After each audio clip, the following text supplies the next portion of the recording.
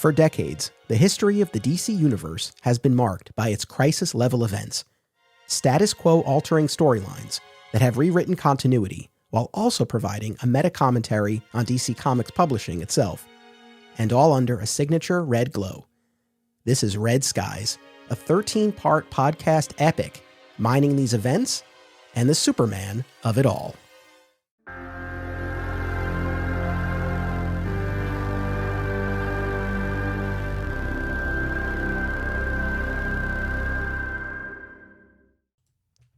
Welcome to Digging for Kryptonite, a Superman fan journey. I'm your host, Anthony Desiato. This is Red Skies, Chapter 2. And joining me to discuss the classic Crisis on Infinite Earths from All Yeah Comics Skokie, returning guest, sweet Bernie Gerstmayr. Welcome back. Afternoon, Anthony. How you doing, man? Great.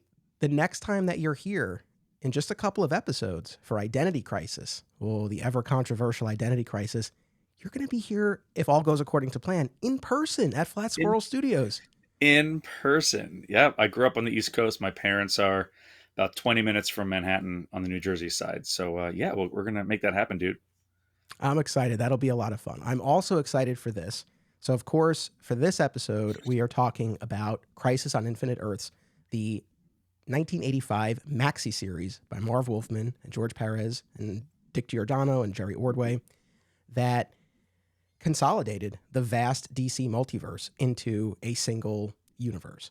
And I think it's more than fair to say that this is one of the most significant, if not the most significant story in terms of the history of DC Comics publishing, so much so that it has been this clear line of demarcation for close to 40 years now, which is insane. But we always think in terms of pre-crisis and post-crisis. There's so much to unpack. I have a lot of questions for you, but maybe just as a starting point, Bernie, whenever you do ponder DC history and DC continuity, do you still think in those terms? Are you still kind of looking at it as this sort of binary pre-crisis, post-crisis, or has that shifted in recent years? I think that was valid up to 2006. Is that when Infinite Crisis was? Yeah, 2005, 2006. Yeah. So I'd say from 86 to 2006, those 20 years, I would have usually said pre-crisis, post-crisis. But I think after Infinite Crisis, we then had Final Crisis, Dark Crisis. Everything was a crisis. So like it was just for me, it's multiverse versus single verse. That's the way I usually look at DC continuity now. Fair enough. I think I do still think of it in those terms, while of course recognizing we have these subdivisions both before and after Crisis, right? Because even before we have golden, silver, bronze, and then post, to your point, I think definitely that period from Crisis on Infinite Earths through Infinite Crisis, that's a very distinct era. Then you've got, I feel like, a somewhat more nebulous pocket in between Infinite Crisis and the New 52. It wasn't a particularly long stretch, but you have that area. Then, of course, the New 52. And then from 2016 forward, starting with Rebirth, I don't know what we'll end up calling this period, but I feel like it's its own thing too. So definitely subdivisions, but still, all in all, I think a lot of us do still kind of think in those terms. Yeah, I mean, it was 5 years between Infinite Crisis and New 52, another 5 years to Rebirth. And now I think it's just more, I hesitate saying just the modern era, but it's just, there's been a number of just different continuities and really based on not only DC event, but creator led. So there was the Bendis era. There were other like reboots, Dark Crisis, Infinite Frontier, different things that are adding and taking away characters or continuities. So, and I think it's one of those things where, because you're right, we had all of those things, but in terms of what's a publishing initiative or a marketing gimmick versus what will ultimately come to be known as a period of time, as an era within the company's history, I think you can really only know that after it's passed, right? And then you look back and you see where everything settles. So, we'll see what this period ends up being known as. I hope it's not the Bendis era. Oh, Lord. We did that podcast. I can't. I think it's pretty fair, though, to say pre-crisis and post-crisis. I would say Crisis on Infinite Earths is what you would call like a fixed point in time. Like it's a clear statement in the history of what went down and why. Yes. No, exactly. I agree with that. So there are a lot of different aspects of this to explore. I've been looking forward to having this conversation. Last episode, I had Dan Greenfield on from 13th Dimension. You haven't heard that based on when we're recording this, but Right. we took a look in that episode at the pre-crisis team-ups between the JLA of Earth 1 and the JSA of Earth 2. Oh, That cool. annual summertime tradition that also brought in characters from a variety of other Earths as well, like the Crime Syndicate from Earth 3 and so on, Right. the Freedom Fighters from Earth X, the Shazam family from Earth S. And as I said in that episode, one of the reasons I wanted to do that was the only times I've read Crisis itself previously, and I've only read it like a couple of times before Hmm. now. I only ever read it in a vacuum, and I didn't have the benefit of that history and that context. And I thought, Same. okay, now reading all of these team ups that led up to Crisis, I'm going to get a lot more out of Crisis itself now. Didn't necessarily prove true, but we'll talk about that. But I'm still glad I did it. I'm still glad I've gone on this journey, but I don't know that it really, really changed my perception of it. I'll say at the top, Crisis on Infinite Earths falls into that category of stories that I respect for what it did and how it really was the first of its kind in terms of this kind Hmm. of crossover. I appreciate the scope, the scale, and the structure of the story. I think in terms of how it builds, how it ebbs and flows throughout the 12 issues is pretty interesting. Yeah. From an artistic standpoint, it's astounding the number It's of beautiful. characters who are there. It's amazing. From a story point of view, for me personally, I didn't get as much mileage out of that as maybe some others would when we just have this overwhelming cast that's being thrown at us. And also too, for people who really have just such love for the story and grew up reading it, I totally get that. What I would say to those folks is you have to understand, for me, I grew up after this story. This story wasn't Right. for me. And I've read the stories like Infinite Crisis, for example, which I largely consider quote unquote my crisis. So I grew up with stories that built on the foundation established by Crisis. So again, the respect is there. But when we talk about just pure enjoyment level of working my way through these 12 issues, I only kind of got so much out of that. And I want to talk about the reading experience for both of us. But even before that, let me go back to the beginning for you. So when this was first coming out, Yeah. where are you in your life and your comics journey? Like, what Um, has your experience been with Crisis then to now? well, to just slap an age on it, at 1985, I'm 9 years old. So the first comic that my dad ever got me was a DC Comics present Superman and the Doom Patrol from 1983, I think it was.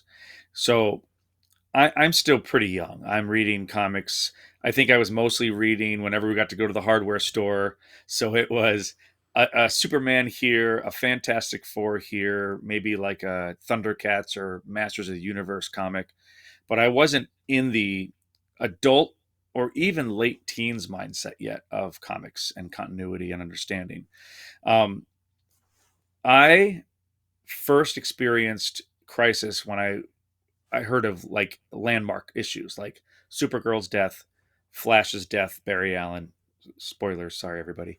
But my brother and I went to a comic book show in Wayne, New Jersey, and that was the first time I got my hands on the individual issues of those two landmark issues. And I think even at that point, those books we're talking about 1995, and those books I got each for $20 each, and that for a college age kid that's a lot of money to throw on one book each. But I just knew I want to own these. Such a cool piece of history. Little was I to know how many times characters would die over the next 20 years. But it was very. I knew of the Crisis. I had not read it. I just knew there were points that were important, and I didn't even understand the multiverse side of pre-Crisis. I just remember growing up reading Superman stories. I didn't know all the different universes that stories could take place in. But that's where I was reading wise. I wasn't really even as an adult collector yet. I was 9. So Gotcha. Well, and that was the other thing too. Correct me if I'm wrong, but I think it wasn't until '98 that it was collected in trade paperback for the first time, right. right? Yeah. And I think that's this one. I have the soft Yes. cover. Yeah. That was the first version of it that I owned as well. I've since parted with that. At one point, I had, I think, the 30th anniversary hardcover. Oh, okay. That ultimately didn't make it through another pruning when I was moving. So most recently now I read it on the app. So I've read it in a few different forms, but I definitely remember, Yeah. I talked about this in the last episode, where as a kid in the 90s reading exclusively just the super titles, I had a very, very limited conception of what Crisis even was. And Same. whatever I did know came from, as I said, really just that Paul Kupperberg introduction to the Whatever Happened to the Man of Tomorrow trade paperback. And then as I got older, talking to people at the comic shop, Wizard, and then eventually the internet, and then the pieces came together. And again, we had that collection in 98. And I don't know that I read it that early. I feel like it was probably more, I want to say like early 2000s, so maybe a few years later that I read it for the first time. I don't know that I really got much out of it the first time.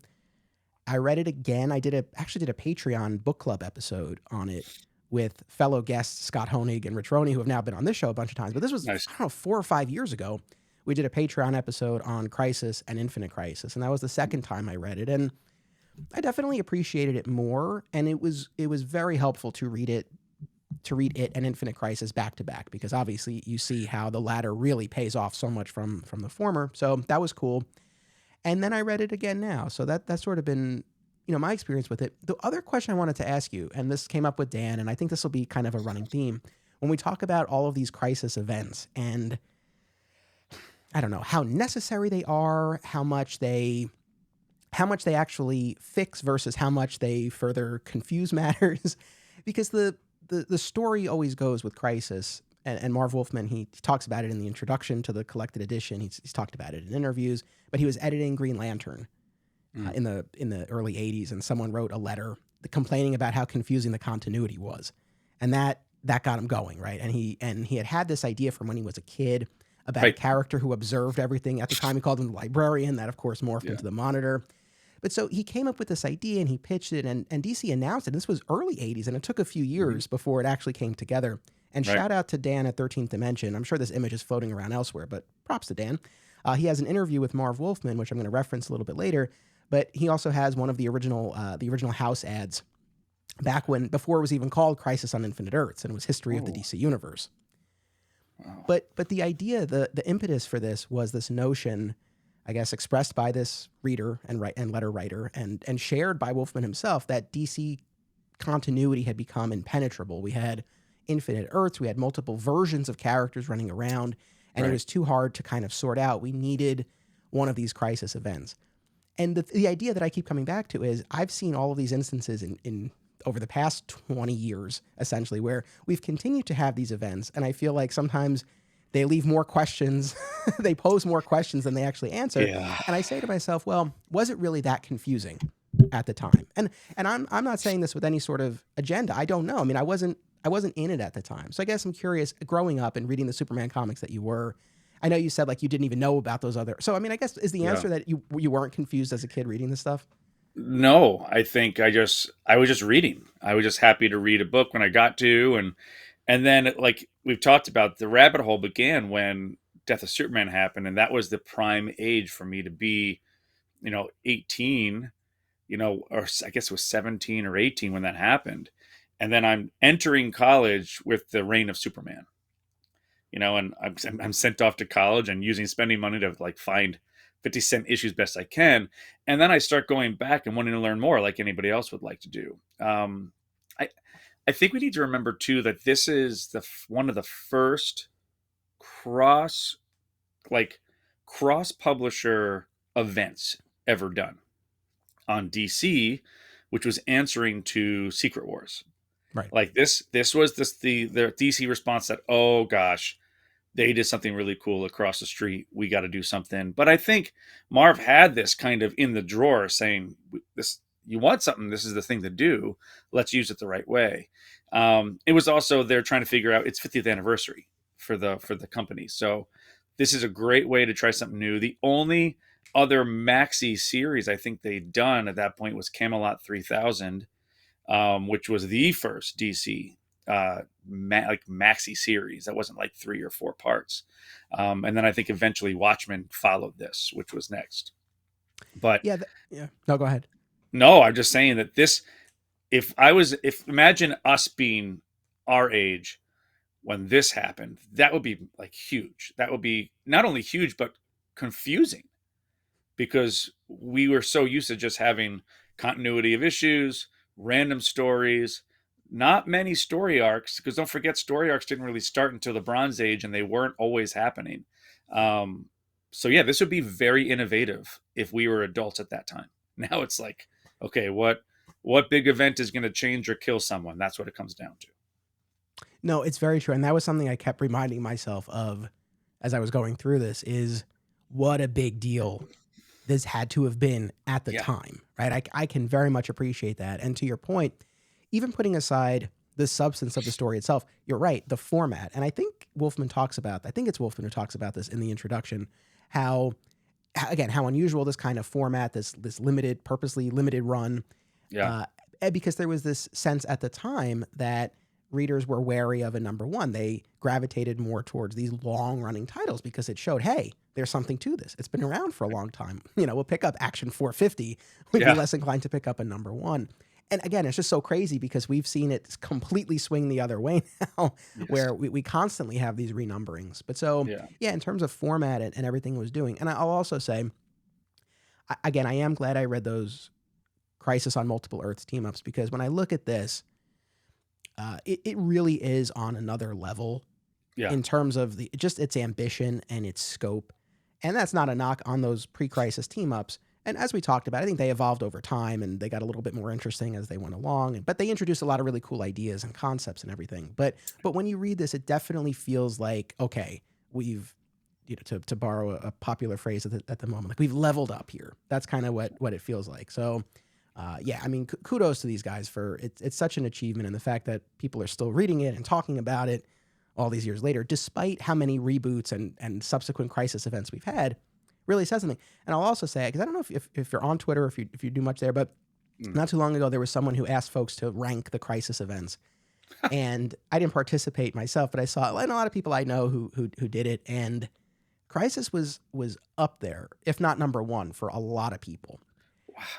And what I wonder is, and actually I pose this to the audience here. I would love to hear from you guys because, and this is kind of our segue into what the reading experience was like for us over these Yep. past couple of days, because I'm curious, especially for people who hold this really highly, is this something that you've reread recently? Is it something that you Mm. read all the time? And I'm also curious because I would imagine, I feel like there's probably a fair number, and I mean, people who listen to the show who maybe have actually never read it, or maybe they've read excerpts from it, or maybe they read the Right. Death of Supergirl issue. But I'm sure there are plenty of people who actually haven't read the entire thing, and even those who have, again, have you gone back to it recently? Is it something you read all the time? Like, I would be really curious to know that. So I Yeah. hope people will reach out.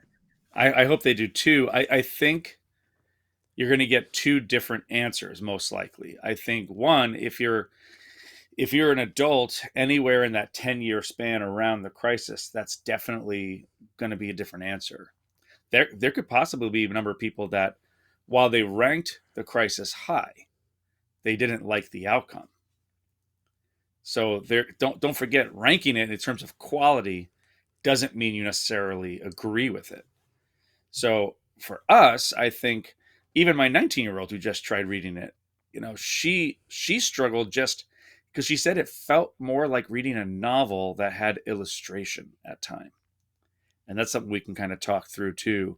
And I found that with some actual current um, maxi series, even from the Marvel universe and other things happening over the last 10 years, where it just was, they were confused what they wanted to be. Did you want to be a book, or did you want to be a comic, or did you want to be a comic book? And I think that was the hard thing. I got you. So you messaged me yesterday, and you said, how far in are you? And literally, when I use the word literally, I mean it. I don't throw that around inaccurately. So I had my iPad in front of me as you messaged me, and I had just read Wolfman's introduction, and I was Yeah. on page 1. So I ended up spending, and it took me the entire day Oh, bro. to get through this. And so when you messaged me and you said how many issues in, what was behind that? What were you getting Yeah. at? Now, okay, just for a little backstory, this is the second time only I've read it. The first time I read it in its entirety was when Infinite Crisis came out. That's the same approach you said. Really helped. I read Infinite Crisis first, then I read Crisis. And obviously there are some differences, but it helped. I was dreading a little bit reading it again because I knew of the density it was going to be. And I was rereading it going, oh, God, I was hoping that I would have a fresher take and I'd feel differently. But by issue 3, I was like, oh gosh, why is this taking so long to read this? And that's why I was like, okay, I need to find out like where he is. Because then you said you're binging it, and I was sending just prayers to you to try to get through, because I broke it down. I had to do like 1 or 2 a day over the last week because I knew it was going to happen that way.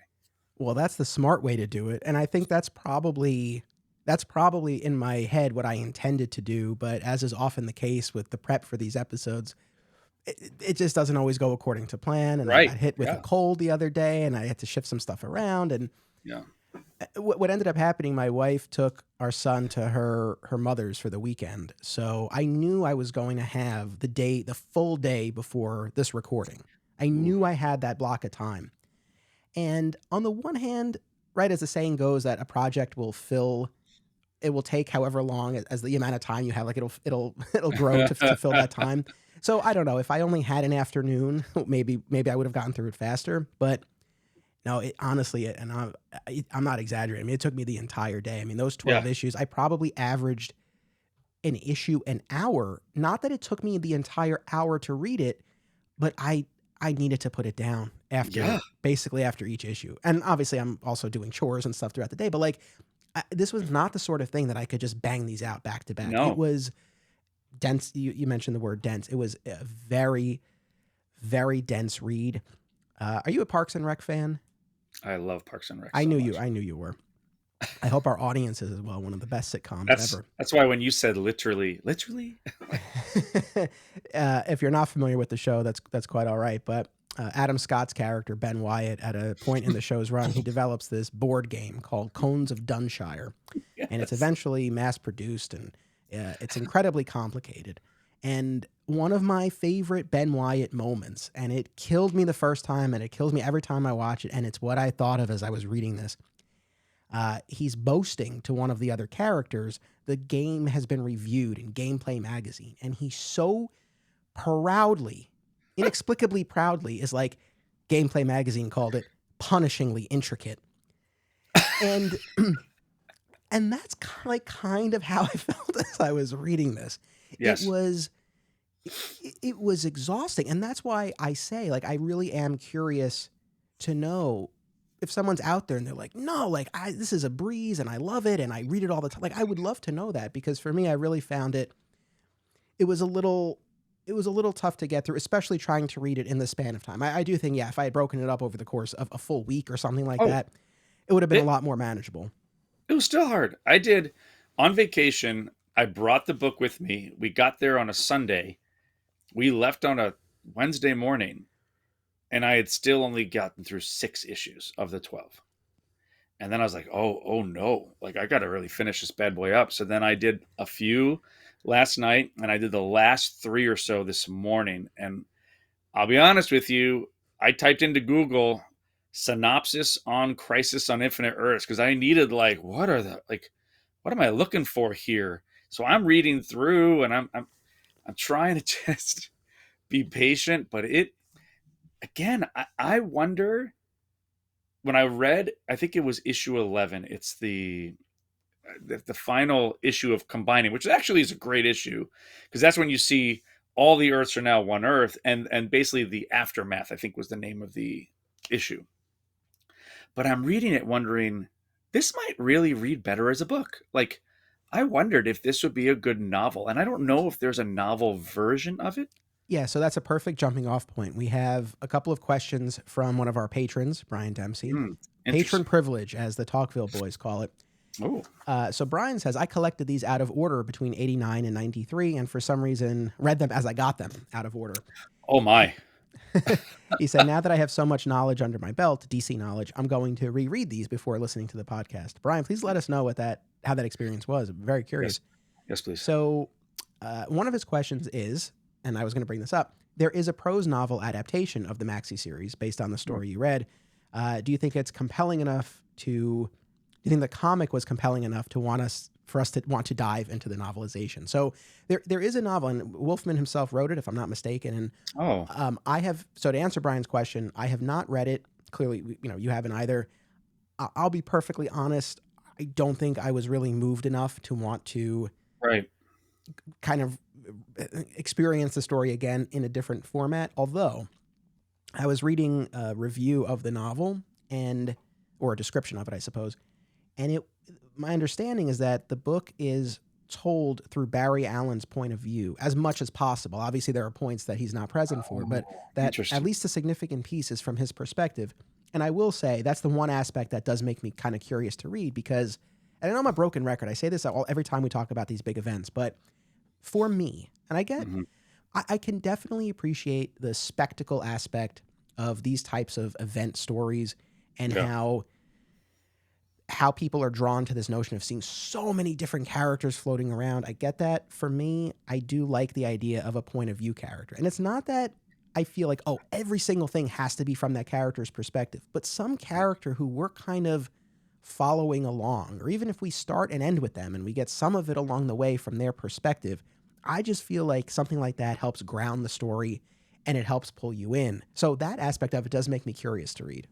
I can see why, I could see actually why reading it in novel form could be something good for like current readers.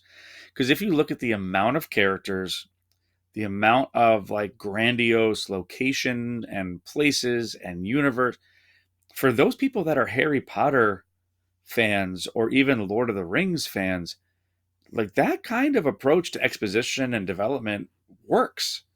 Like that's a lot of characters. Now I'm going to show this on the screen. Like again, so here, this is the famous Alex Ross double-sided poster. Oh, wait for it. You can do it.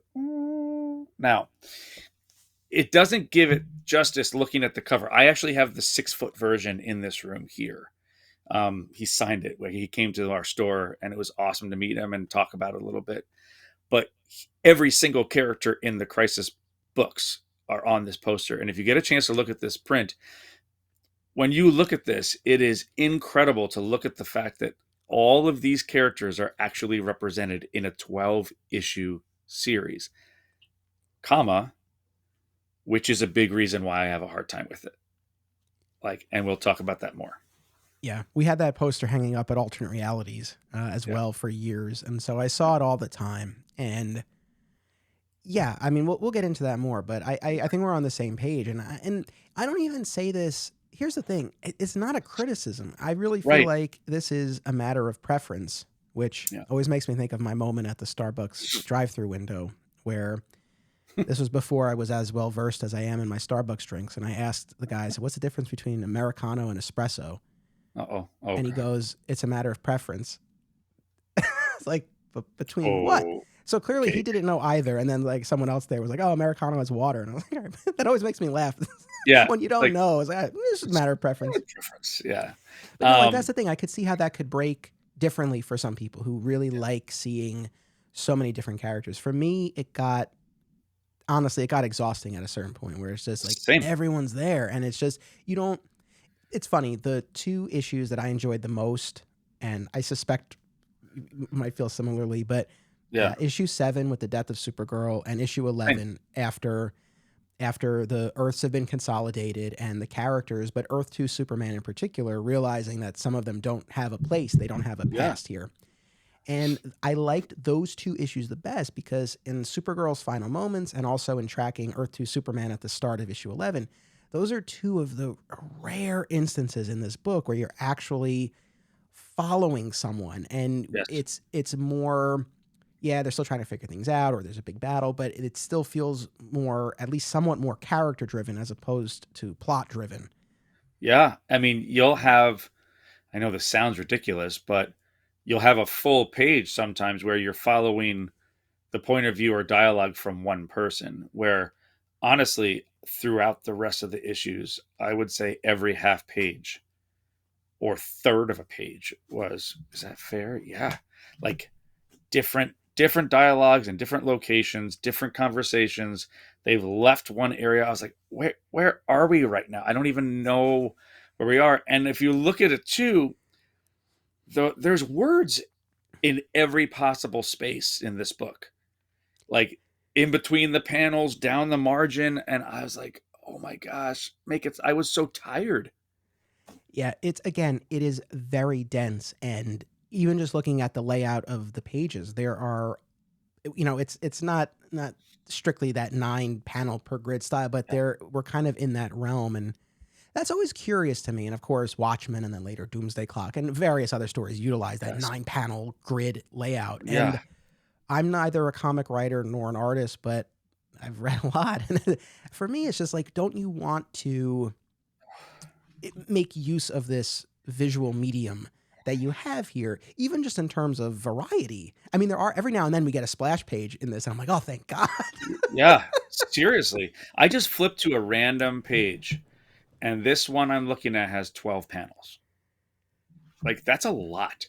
And bravo to Perez. Like, it is a feat. If you looked at this from panel to panel, I don't even understand how he did this. Yeah. And the And speed in which he did it. I agree totally. And the inking too. In Oh the gosh. collected edition, there they show you how Guy Gardner's costume changed, and Yes. Jerry Ordway, who was inking it, had to quickly fix that as they were making their way through. So no, again, the other thing too is, as you read this, you very much get the sense, and clearly this is the case, especially reading Wolfman's introduction. He'd been thinking about this librarian character his whole life. Yeah. You really feel like this comes from someone, all of them, but especially Wolfman, who wrote it, from someone who really loves the lore of DC and loves all of Yes. these characters. That comes across, and I think that's why you see so many characters represented, because every friggin' character is someone's favorite, right? No matter how Yeah. obscure, there's someone who's like, oh, I love that Oh, character, I love that designer. There's something about their backstory. That was the first comic they ever got. So yes. I guess that's why you do a story like this where like everyone's in there, but again, I don't get the mileage out of that I guess some other folks did. Well, and I think now, again, let me just state too, like I feel like we have to say this in every podcast. We are not pooping on the Crisis on Infinite Earths. Like, but from a reading standpoint and a understanding standpoint, we're kind of walking through what we do love about it and what we have a hard time with. Appreciation is not ever a factor. Like, this is a huge work of, and I will say, art. It's a literary piece of art, and it is a visual piece of art. And I just want to make sure that people listening are not like, why are they destroying something? No, we're not. It is valid and it's incredible, but there are things that I think in 2023, if someone is used to reading comics over the last 5 years, may struggle with this. And I think we're focusing on the whys, if that makes sense. I couldn't agree with all of that more. And I'll also say from a personal perspective, because when I decided to do this event, this crisis event, I questioned myself. I'm like, "Wait, do you really want to do this?" Because again, I had gone through Crisis itself a couple of times before, and again, I think I've just sort of had this notion that, and this is, we talk about being a fan journey, right? This fan journey that we're on, and this is a perfect example of it, because I think with Crisis itself, I have always, even to this very moment, wanted to love it more than I do. I've Same. always wanted to. And I think I've always had this sense that, well, if I read those pre-crisis stories, if I, did an episode about it, if I read more interviews about whatever, if I did these things, then something will kind of unlock, and Mhm. I will be able to appreciate this story the way a lot of other people seem to, and the way I've always wanted to. And I don't consider this a failure. I'm glad I went through this process. I can honestly say now, I get what Crisis is. It's not something that I'm particularly moved by. I don't think it will ever rise to that level of love that I would like to have for it. But I'm okay with that, and I understand why. And I can honestly say, again, in terms of that reading beforehand, all of the extra homework and all that kind of stuff, Yeah. I put myself. I genuinely can say I put myself in the best position possible to try to enjoy this. I was reading it. I will say this, as I was reading it, because I was sound mean, but it's like I was like, you gotta stay alert, gotta stay awake, like you gotta get through this. And so I put on the Crisis on Infinite Earths TV soundtrack, Oh, which, dude, the score from that Arrowverse crossover is phenomenal. And so I had that playing as I was reading this, and that helped. And it where? really just it's on all the streaming, like on Amazon Music. I listen to it. Oh, so that's awesome. I didn't know that they even had that as a album. Yeah, yeah. No, and it's tremendous. And so I had that playing, and so I Nice. really tried to put myself in the best headspace that I could Yeah. for this. And so I know now what I get out of this story, and it's fine. But I've gone through that process, and so I'm glad. Like that's a win for Yeah. me. I made the mistake of doing what I typically do for prepping for a podcast is I started with like taking notes as I was going. And then I found like issue 1, I was like, "What? Oh my gosh." Like I had to scroll like 3 times down my notes app to finish 1, and I was like, "Okay, there's no way I can take notes the way I used to take notes." So I figured out I would read the issue and then try to do a synopsis for myself. Like, okay, so what did I get from this? What are the most important parts of this? And maybe what are some quotes or things that I think were cool or bring out a flavor or tone? Because honestly, dude, if I wrote notes the way I did, like I would never finish it in time for the podcast. No, well, it's too. There's too much Too plot. verbose. Yeah, it's too verbose. Yeah, I mean, look, with any story, and you know this, we know this, but any story, the story. The question always is like, what is the story about, right? Yeah, And I think in an ideal scenario, of course, there has to be a plot, something has to be happening, but what the story is about, ideally for me, is something character driven, a character trying to achieve something, whatever the yeah, case may be, and encountering obstacles. When you get a story, and I think this is a category where it's not that there are no character moments or nothing like that, but it really is a yeah, plot driven yeah, story. And so I think that makes it a little bit harder to engage on an emotional level. And yeah, also too, it's like we're reading this now, we know how everything shakes out. I think if you're obviously reading it at the time and like you don't know exactly where it's going and which worlds will live and which worlds will die, all you know is nothing will ever be the same. right. It's that aspect of it kind of moves you along. And I think later events, and look, my opinion might change because over these 13 episodes that we're done, we're rereading all of these, and so Yeah, I might come away feeling completely differently. But something like Infinite Crisis, my memory of it at least is that it has that spectacle aspect, but it is more grounded in the characters and the distrust among Batman, Superman, and Wonder yeah, Woman, and this quest for revenge from the characters who survived the original Crisis, who've been in that pocket universe, which we'll talk about. But so I feel like that story like that again is building on the foundation set by Crisis. In fairness, yeah. but I think like that strikes more of a balance. Whereas here, you really have to kind of like look for those moments more. Well, I made some notes too that like at the very end, I tried to put like a like what's my takeaway? I think ultimately this was not a marketing ploy. It worked out well that it was a 50th anniversary celebration. I think the creators they just made as a publishing company the stance that we're going to pare things down. It's been 50 years. What do we do that could help? How do we reboot something, make it fresh, and still honor everything that's happened for the last 50 years? And this was honestly a good way to do it. It is a lot because you're dealing with, I mean, how many universes did you catch? How many theoretically universes did exist before the It crisis? was millions, I mean, or at least that's what's Right? said. They didn't. And yeah, That's what's sad. So, but what it ultimately came down to, I think they said, okay, we're down to 5. Like, and then they focused on the last 5 that existed, and they only really focused on Earth. And every now and then you got to hear Thanagar and other things. But um, I gotta say, I personally, as a reader, since Infinite Crisis, I actually love the multiverse. I think there's a lot of validity in it. I've always, since the 90s, loved the Elseworlds side of books, and I didn't have a problem necessarily. I thought it was kind of cool that 30 years later, is it no, 20 years later, Infinite Crisis, I guess. yeah. So, I mean, 20 years is it's not a short time. It's not 5 years like a rebirth, but 20 years to say, okay, how do we feel about going back to bringing 52 universes back? And I'm going, let's do it. Okay, cool. I made a note here that my kids and I used to basically always kind of play Crisis with our Justice League Unlimited figures.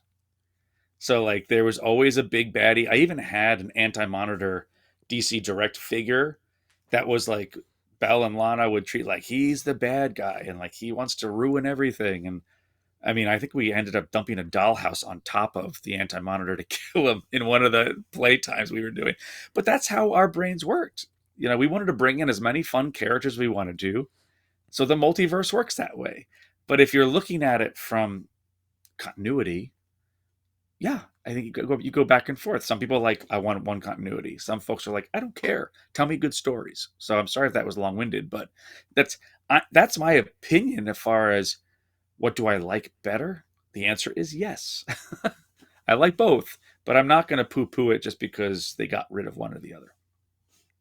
No, I completely understand. And again, I we'd be here forever if we, I guess, trying to go beat by beat through all of these issues. But like I said before, just in terms of the structure of this, as we make our way through the story, we start on Earth 3, the world of the crime syndicate. I will say, this was an instance where I'm glad I did my Crisis on Multiple Earths reading, because I read JLA 29 and 30, which introduced their Earth and the evil versions of the Justice League.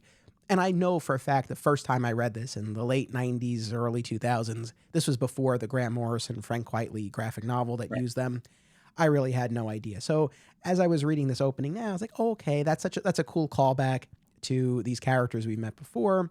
Yeah. So I appreciated that. And so we see Pariah witnessing the destruction of this universe and that white antimatter wave that's erasing everything. So kills them and kills the crime syndicate. Yeah. Yeah. So I mean, we're off and running, and we have our jumping off point here. And then as we make our way forward, initially in Crisis, we have characters being summoned by Harbinger, who's doing the bidding of the Monitor, and is sending various heroes to these tuning forks that are being used to try to slow the spread of the antimatter wave. But they're not powered up in time. Harbinger ends up killing the Monitor because she is being compelled to do the bidding of who we later learn is the Anti-Monitor. But it turns out the Monitor had accounted for this all along, and in dying is able to use his energy as it's being released to power up those tuning forks and move Earths 1 and 2 and their respective universes into this netherverse to prevent them from being consumed by the antimatter wave. However, while they're in this netherverse, they are still merging with each other. And at the point in time where they're occupying the same space and time, they will both cease to exist. Okay, that's our starting point. Oh my gosh. Like the fact that you got that run-on sentence off, and the fact that is all just issue 1, people. That's issue 1. That's a synopsis. I was tired listening to you. And I was not reading that, by the way. That was on top of my head. That's what was so disturbing. Oh gosh. That's great. I love it so much. From there, again, I won't go through everything, but just so people have the broad strokes in case they haven't read it or it's been a while and they don't remember, whatever the case may be. But eventually, as you mentioned this earlier, that many Earths and universes are taken down by this antimatter wave, and at a certain point, we are left with just 5 Earths 1 and 2, as well as Earth 4, which is home to the Charlton characters like Blue Beetle. As well as Earth X and S, correct? Mm-hmm. Yeah. And we X is which one? Remind me. Which one is World War II? Okay, here's something funny. So Earth X is the home of the Freedom Fighters. Thank you. So I had read the 2-parter that introduced them, introduced Earth X and brought in the Freedom Fighter characters. And as I was reading this, there's references made to the fact that the Freedom Fighters were originally from Earth 2. And I'm saying to myself, but I just read that pre-crisis team up, it's Earth X. And of course I go to Wikipedia, and there was a later team up or later issue that retconned it and revealed that they were originally from Earth 2 and migrated. This is the last television reference I'll make in this episode, I think. But migrated. But there's there's a great episode of The Office where they have interns for the summer, and then the tag at the end of the episode is the interns are giving their final interview to the camera and talking about what they learned over the summer. And one of them is like, I learned that, whatever, 200 pieces of paper make up a ream. And the other intern goes, what, isn't it 250? And he goes, I learned nothing. And in that moment, because here I am, right? I did this whole episode on the Crisis on Multiple Earths. I'm reading all these issues, all these team ups, and I'm like, all right, at least I'm getting something out of this. I'm learning something. And then I read this, I'm like, God damn it, I learned nothing. Yeah, nothing. None of that information. That is fake DC news. But anyway, it's okay, buddy. So Earth X with the Freedom Fighters, Earth S with the Shazam family, Earth 4 with Blue Beetle and company. And then we also have a few survivors. We have Lady Quark from Earth 6, I want to say. And we have, of course, Superboy Prime from the Prime Earth. Who doesn't show up way late into this. But, okay. I need to ask a question. This is a quick sidebar. I swear it's a quick sidebar. I thought there was this big thing we couldn't have Captain Marvel and DC stuff. And now how are they allowed to be in... Because wasn't that the whole build? We can't call him Captain Marvel.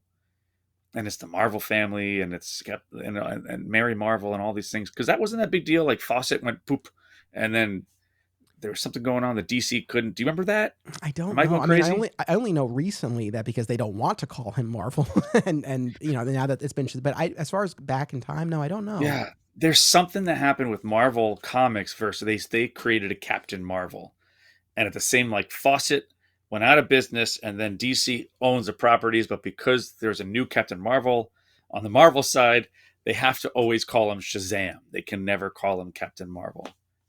So, but then I'm reading this and going, wait, how does this work? Sorry, it just was. There's a little thing that's really pissing me off as I'm reading it, going like, how does it work there but not later? So sorry. No, good question. I don't know. Maybe someone can illuminate that for us. I'm not sure, but now. A big portion of this, can you explain a little bit? Maybe you know more about this. Where did the Psycho Pirate come from? Do you know that? Did he start with this from Earth 2? I think he's from Earth 2, okay. And I think he had been established. I'm not 1,000% sure. Don't hold me to that, but I'm pretty sure. Yeah. Well, that's funny. That's the other thing too, because this introduces new characters. So on top of all of the other characters that had already come in those summertime team ups, you also have new ones. And that's why where it's not that I feel like my previous reading project was a waste, but it also didn't get me all the way there because there's still more that's coming up. Yes. And I mean, when I first read Crisis, I'm like, who is this Psycho Pirate? Like, how do I not know who this guy is? And how does he control everybody's emotions? And then the Monitor keeps dumping on him throughout the Anti-Monitor throughout the series dumps on him saying, don't forget, there's others like you that I could just get rid of you and get somebody else. But he never does.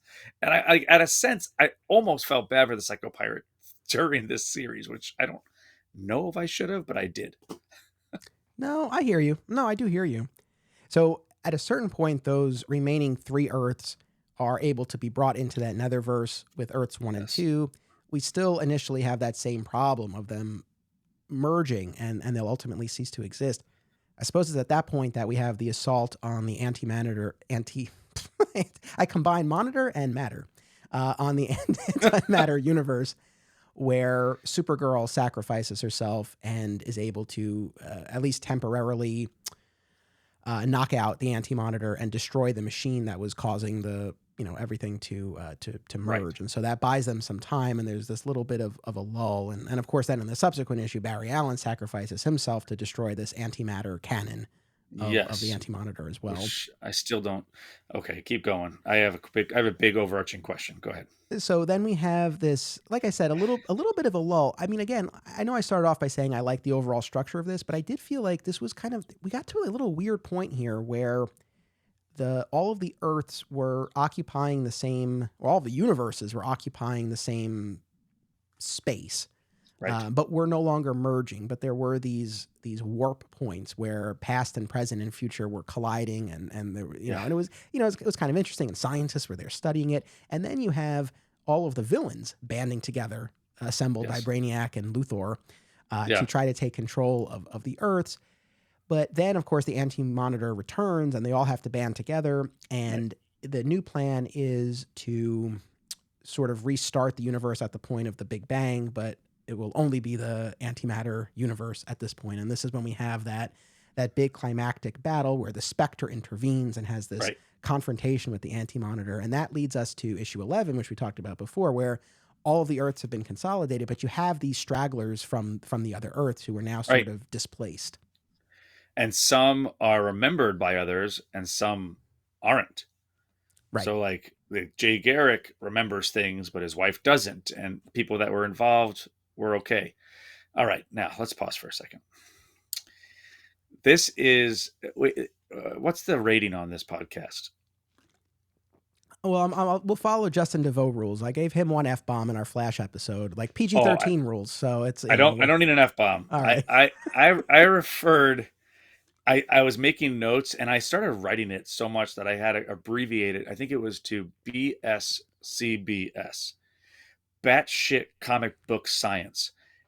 There's so many things that I'm like, what the hell? How does that make sense on any scientific plane? First of all, I love Star Trek.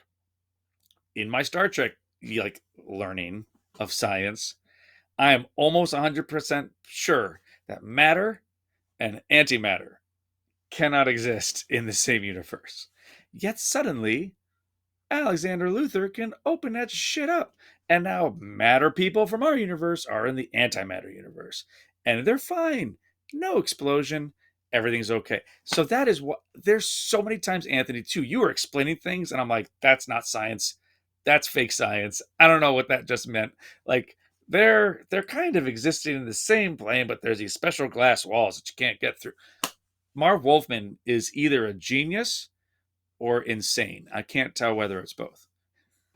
Well, let's take a quick commercial break and then we'll try to figure it out. We'll be right back.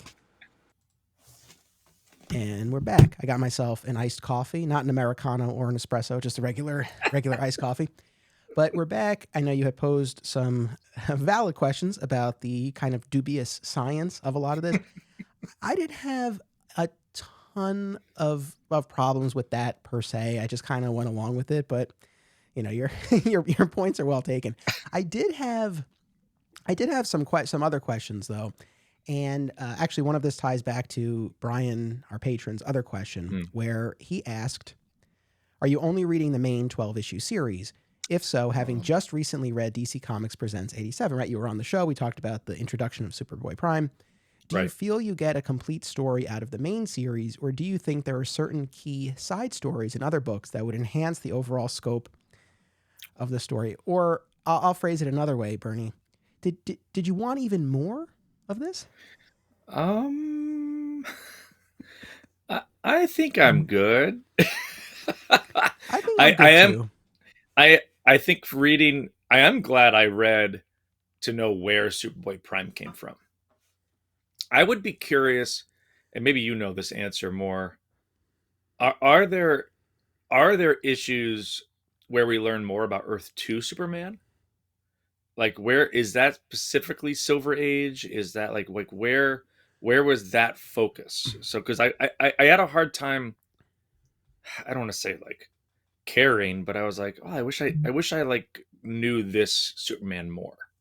Sure. So we don't get a ton with him in those pre-crisis team-ups. At least in the ones that I read, he's there as this counterpart on the other Earth, and clearly he's older and he's got the hair like I do now.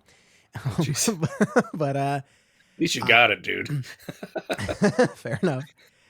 Whether or not there are other team-up stories that delve more into his character and history, I'm not positive. However, with Earth 2 Superman generally, there's the very famous action, and I don't have the issue off the top of my head, 484, 485, somewhere around there, but it's where he marries, where it's set on Earth 2, and it's the marriage between Superman and Lois. And then my understanding is that in that Superman family title, that Earth 2 Superman and Lois had a segment in that.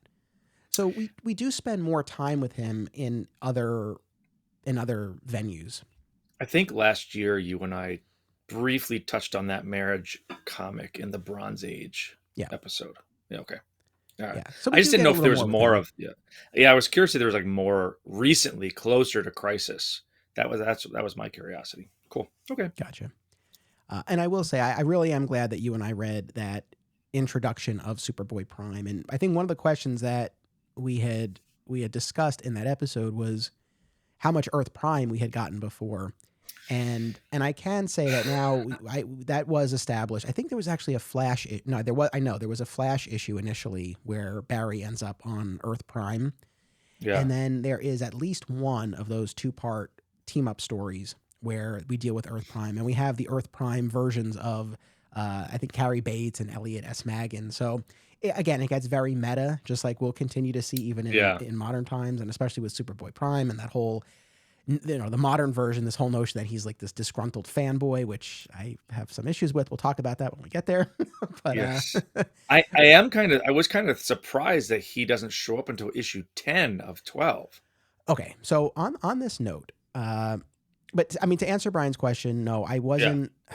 Here's the thing: to DC's credit, they do have they did put out collections. The Crisis on Infinite Earths.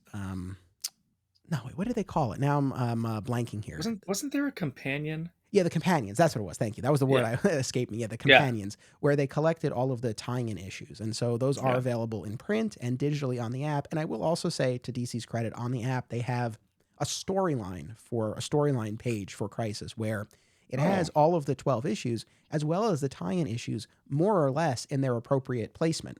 Oh, that's cool. So that's cool.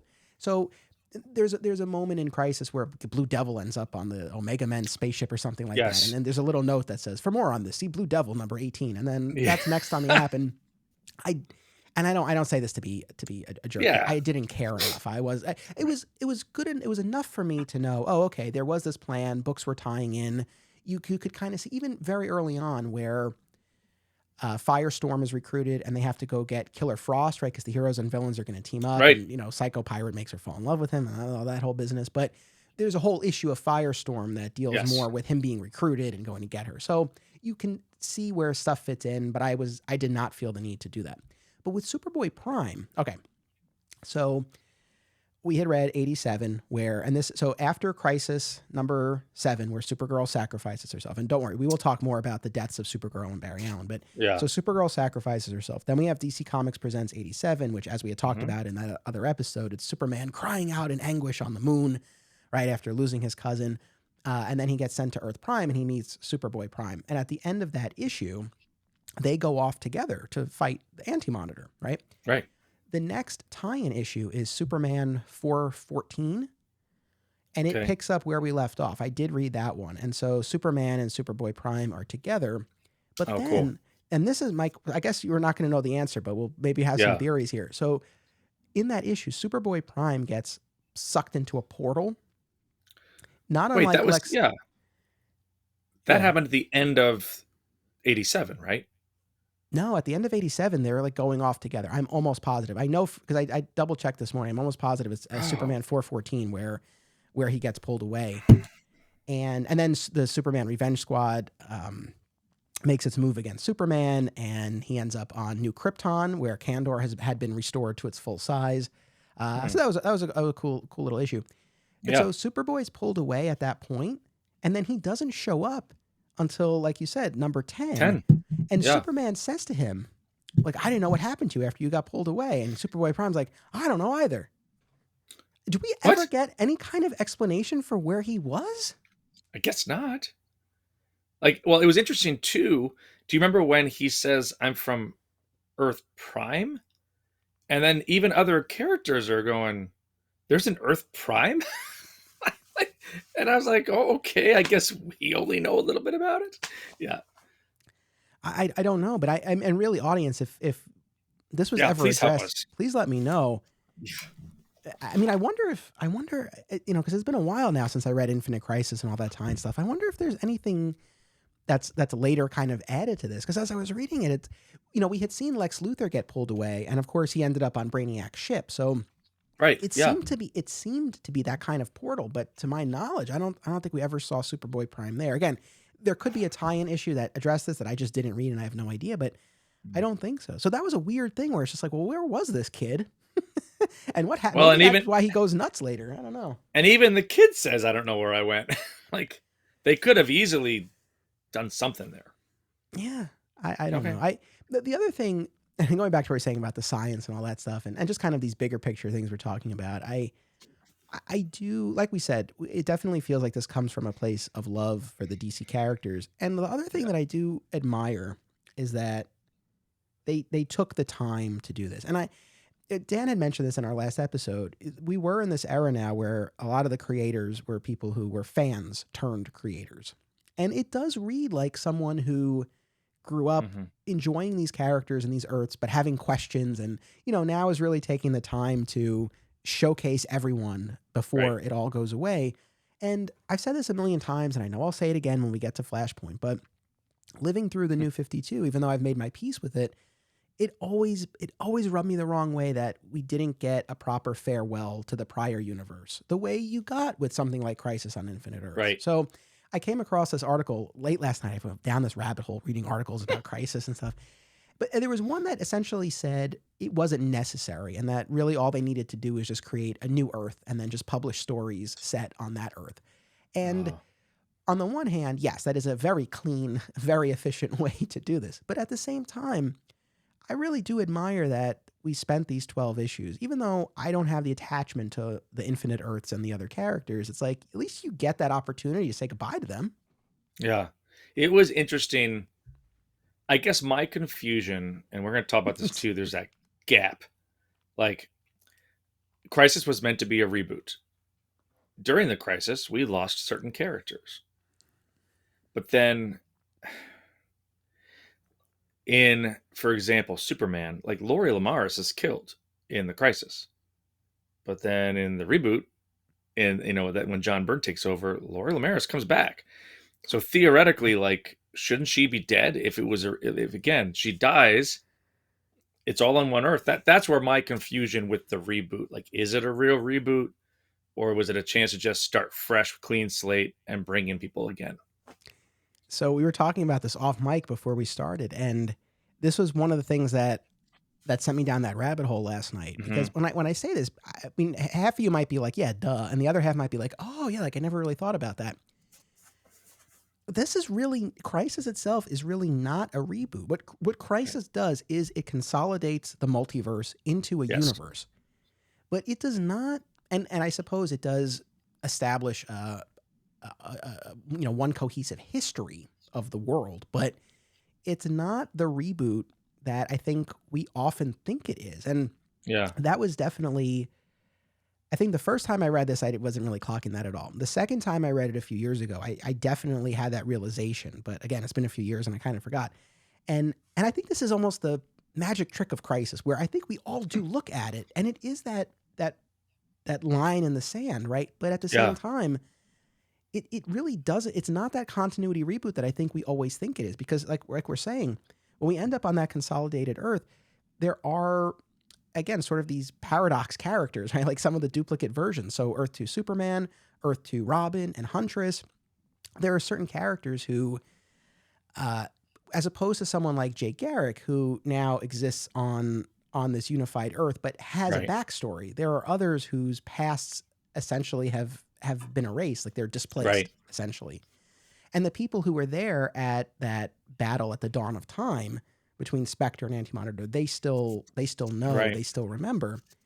And what I was so struck by in reading this is that things get relatively cleaned up by the end of this, but it just so happens that most of these doppelgangers die over the course of this story. It's not that they're erased from continuity.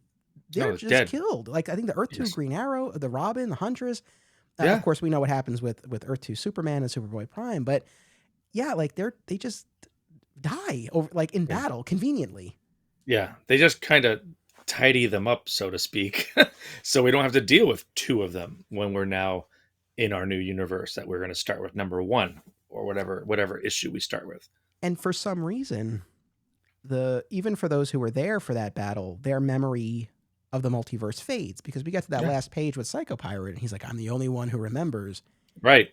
And I will say one unintentionally funny, I suppose, moment is when it's issue 11 where Earth 2 and Earth 1 Superman, they're having this conversation, and Earth 2 Superman is really distraught. You know, his world is Yeah. gone, his past gone, his lowest most of all.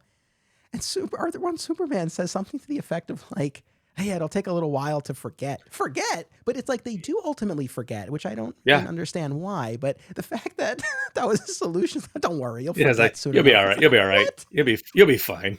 You'll forget her. Well, now let's touch base on that really fast. So there's that part in, I think it is issue 10, where you see Earth 2 Superman and Earth 2 Lois having like a really nice moment. Yep. And you see Alexander paying attention.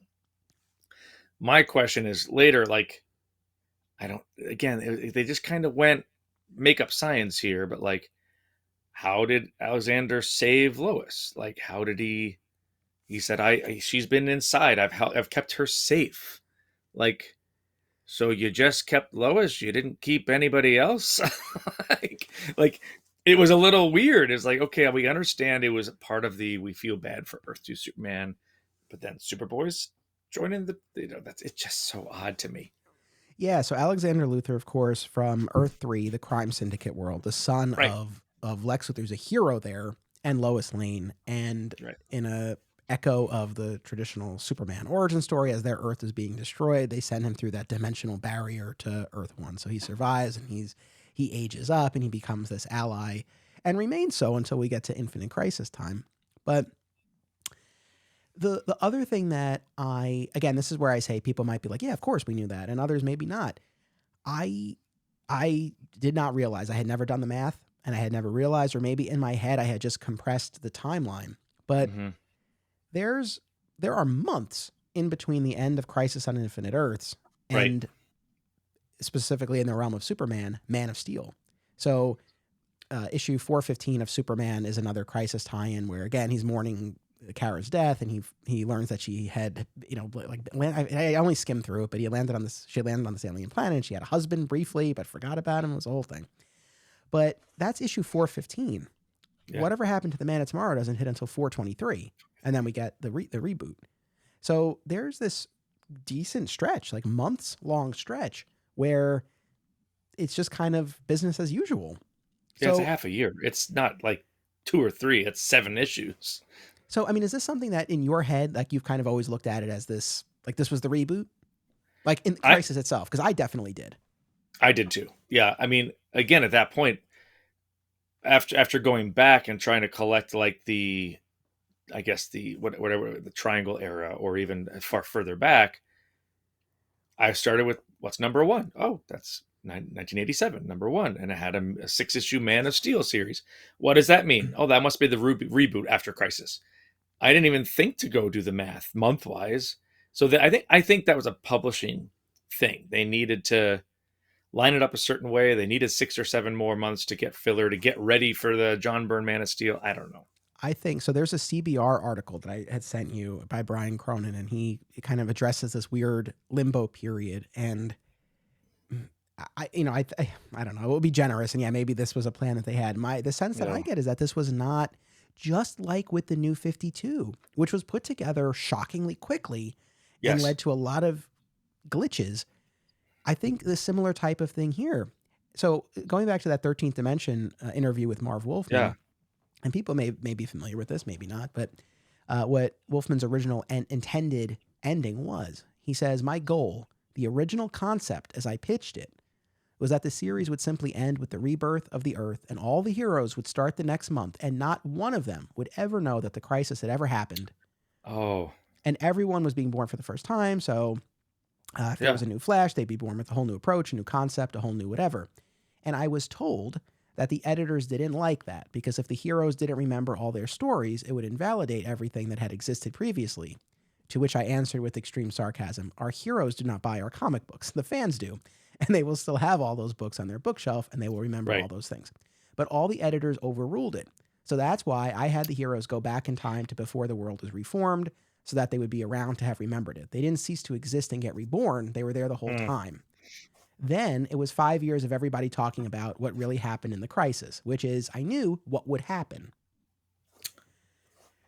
I think this is a theme. This is a theme with these events, and we hit it on in the last episode. We're hitting on it here. We're going to hit on it again, especially when we get to New 52. Oh And yeah. I know I always go back to this in the movie world as well right now, but it's like I think this reluctance to just go all in on a full restart, full reboot, it just continues to present these questions, continuity errors, gaps, whatever that continue to necessitate. But I don't know. Maybe it's by design. That's why we have to keep having these events. you know. Well, like we need a oopsie, we need a reset button, and how we're going to use it.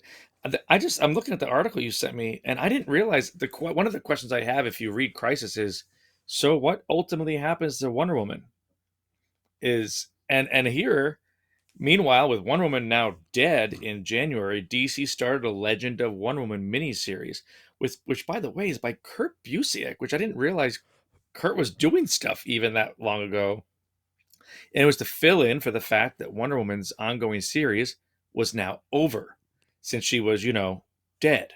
But see, Like, was that your understanding of the end of Crisis? Because in issue 11, when no. we have the multiple versions, there's this talk about how Earth 1 Wonder Woman, Donna Troy is her adopted sister, and Earth 2 Wonder Yes. Woman has the daughter, right?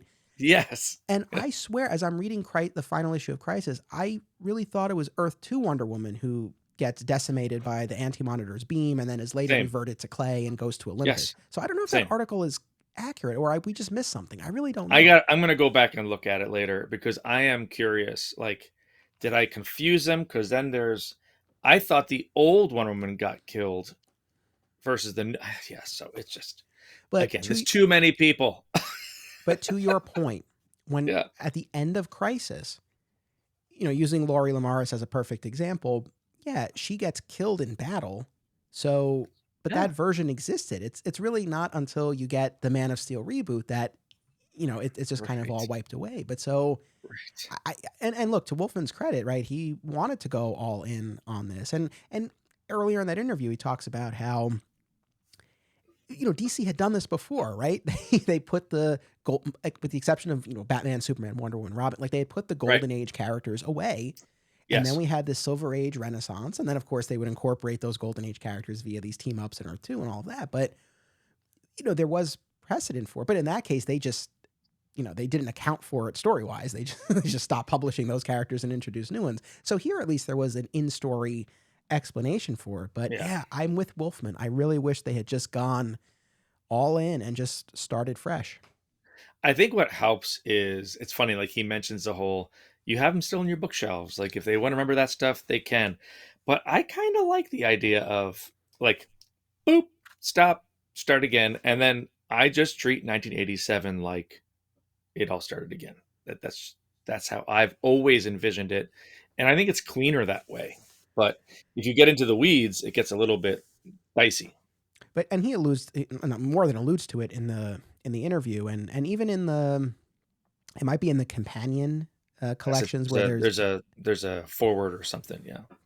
but there were plenty of writers, right, who didn't want to participate in this. And, at a minimum, right, and like the title for this event, Red Skies, that was the way for the books to acknowledge it, even if they Yeah. weren't fully participating in it. So I think the internal politics at DC, clearly Oh yeah. played into this a lot. And maybe if everyone had really bought in and committed to it, they could have had the full restart. I mean, in the end, I don't know. See, I'm conflicted on this because you ultimately do get these reboots. You get Man of Steel, you get Batman Year One, you get the George Right. Perez Wonder Woman series. So Yeah. but they come, they're so piecemeal, right? And then again, certain Wally West becomes the Flash and then continues in his own series. So Right.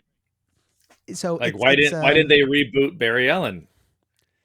so it Like if becomes this sort of sort of mix and match approach. And yeah. the quote unquote reboots become very piecemeal. And this is what I stopped myself because I was gonna say, well, even if they didn't all happen at the same time, they eventually happened. But clearly, there was enough that was still amiss that we had to have 0 Hour less than a decade Right. later. Right.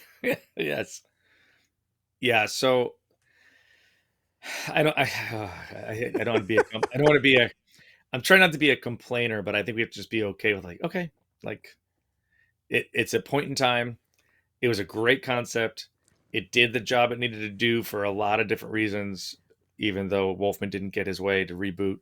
But it's incredible that two men could create something like this. And I want to touch on the deaths of those characters too. I know we want to talk about that, but like let's all remember that every one of these characters all had books that all had creators that they ultimately were told, nope, like Marv and George are going to do this.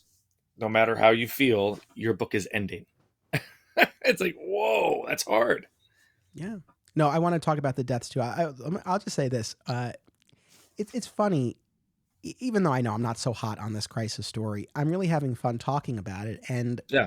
two things. One, I already knew this, but this reaffirmed I don't really care so much about the continuity of it all anymore. I used to. Yeah, right. I mean, I really used to. I don't so much now. But at the same time, this conversation in particular, it feels like these were I feel like some of the kinds of talks we'd have at the comic shop. So kind of being back in that mode, it's fun. Like I'm enjoying this. But anyway, Yeah. yeah. I mean, we have these that's kind of on this note. We've been talking about how it's kind of overwhelming. It's kind of exhausting. There's so many characters that are being thrown at you. It's very plot heavy. Are the deaths of Supergirl and Flash, are those the two most emotionally resonant moments for you in this, or is there anything else that kind of rises to that level? Well, it's interesting. So in the Absolute Crisis, there's the big hardcover one they made. There is I think it's an afterword or a forward in there, and it talks about like the decision to kill Supergirl. That was a big deal. Like both Supergirl and Flash. We're not talking about like if Lori Lamaris dies or some random D-list character that is not necessarily like way up there. Supergirl and Flash, it goes like Trinity, and then they're in the next tier right below that. So apparently, where is it? I wrote it down. That the only reason Supergirl's death got approved was that the Helen Slater movie did so bad at the box office. And the DC folks went, okay. I was like, oh no. So that Wow. no one at the corporate level would really care that she died. That's out of that companion. That's rough. It's like, well, clearly movie was pretty rough. Nobody went and saw it, so they're not going to be too upset if Supergirl gets killed in the comics. It's like, oh, okay. Interesting. Yeah. Interesting.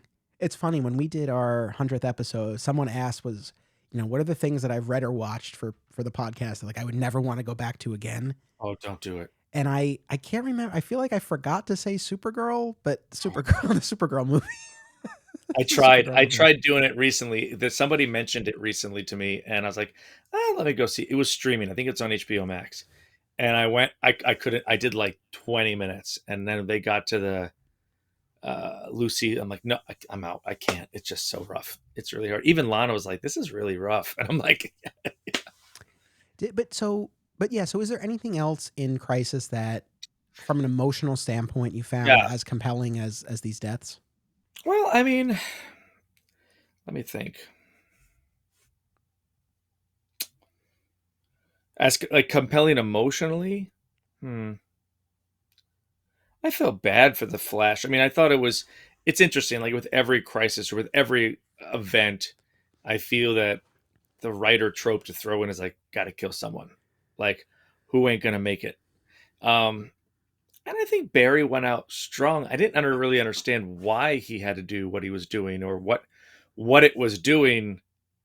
That and all of a sudden, you read him saying something to the effect of, "Oh, the anti monitors onto me." And is now going, he's reversing time, so he like, but then he's getting older. I was so confused even by the science of his death. I was like, oh, but it's still sad. The Flash is awesome, and he made a sacrifice. That was like the limit of my emotional attachment. I definitely felt like the Supergirl death was more effective. I felt it was Yes. more powerful, and you felt it. They also I think the only other tie-in issue I read was another issue of Presents that was a Superman Supergirl team up, Mhm. and clearly there was this attempt to okay, like let's give them some time together before she dies, and there's a sense of foreboding in the whole issue. She's like, I feel like something's wrong, and then the caption at the end is like, find out what it's like she's not Oh wrong. God.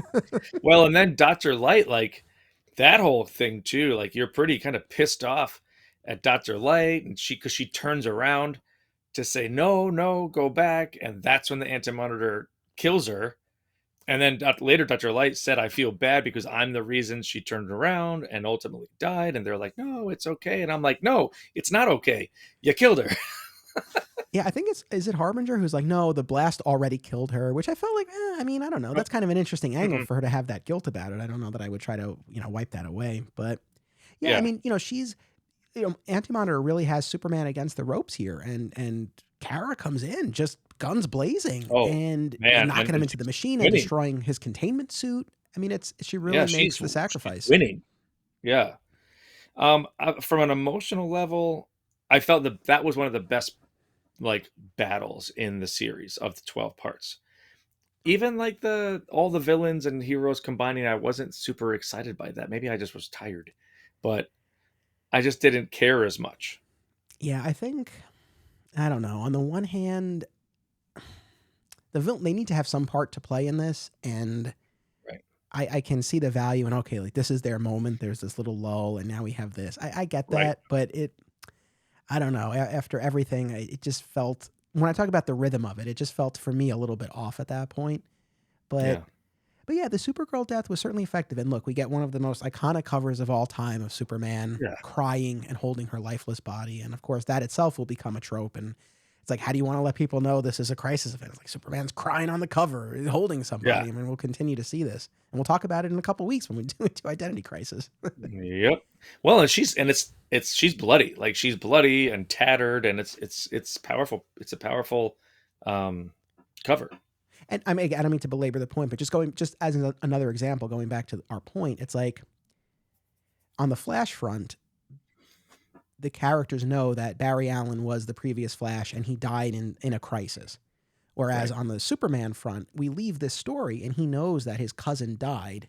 I guess by the end of it, he doesn't remember exactly He what the doesn't. circumstances are. But then once we're into Man of Steel territory, she doesn't It's gone. exist. It's Yeah. gone. So Yeah. there's that. But I think in terms of the characters they chose, Flash in particular, he was the one who kicked off the Silver Age. And so to have him meet his end here, I think was fitting. I agree with you. I think this death was a little bit, I don't know. I don't know if it just, there wasn't enough space devoted to it, or maybe it was a little bit more nebulous about what exactly he was doing, why he died. Like with Right. Supergirl, it's in the heat of battle. I think you can kind of connect with it a little bit more. Whereas Yeah. this was just sort of like, okay.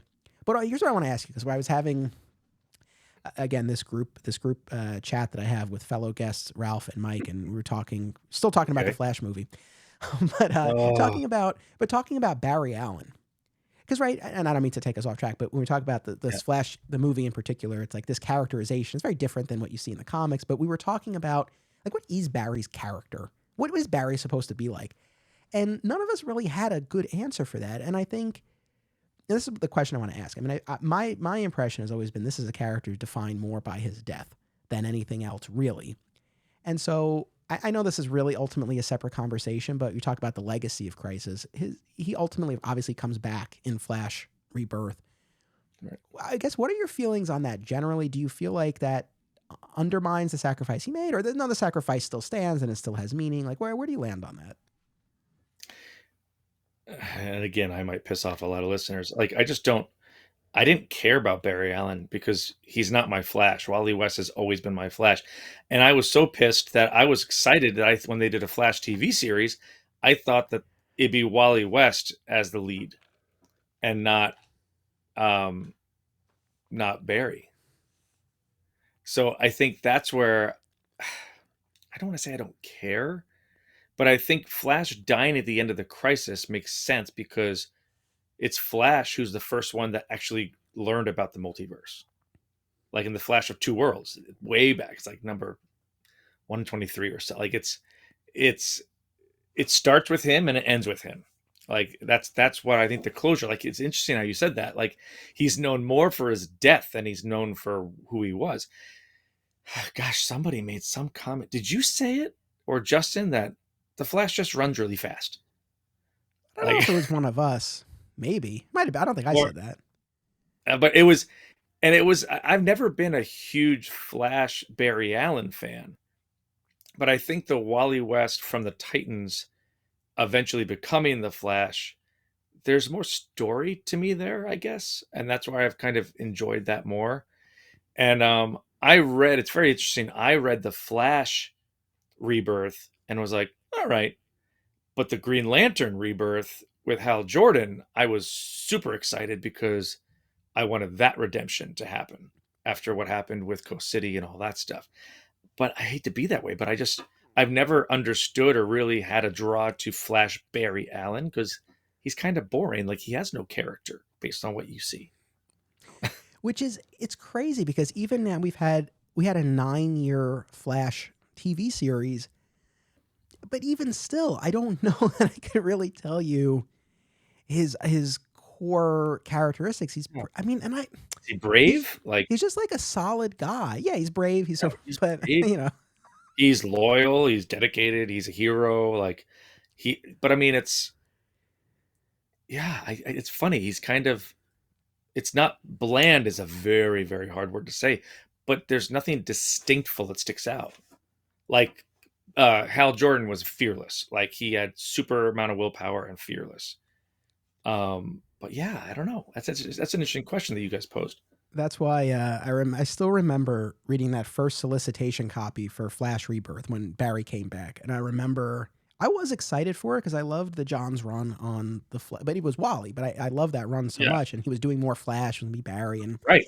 and I had enjoyed Green Lantern Rebirth, even though I've since come to feel that Hal's arc from hero to villain to Spectre is actually pretty interesting and compelling, but that's a separate conversation. Right.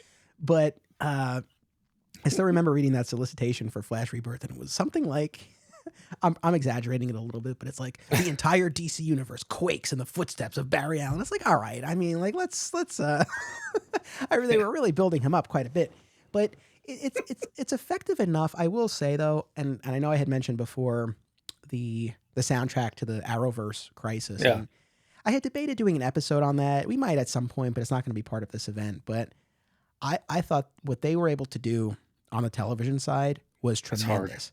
It is so hard. I You know, thought about that. I thought about like, what if they tried to make like a series, like like a 12 or 13 HBO Max or whatever series, but it's incredible hard. I'm reading through this going, they have to cut so many people out of this story. yeah. But I mean, were you happy with what Arrowverse did? Yeah, and they did enough. They took the plot and they used the people that are in their 5 shows really, really well. I think they honored it to the core of the plot without making it too dense. Yeah. No, I mean, that's the thing. It's funny because like I've said, I know a lot of times I'm kind of dismissive of the Arrowverse because I feel like all those shows went off the rails Mhm. later on, but at its best, it was really tremendous. And Crisis in particular, I think really holds up. And between seeing how the Flash movie dealt with the multiverse and then now going back and reading the original Crisis story, I feel more and more what they achieved on television with Crisis was really, really something because they had, they had all of the ingredients. They had multiple shows. Some of them took place on different Earths. So they really, that core Yeah, concept of these Earths coming together, they right. had the pieces there. And to your point, it's like they were able to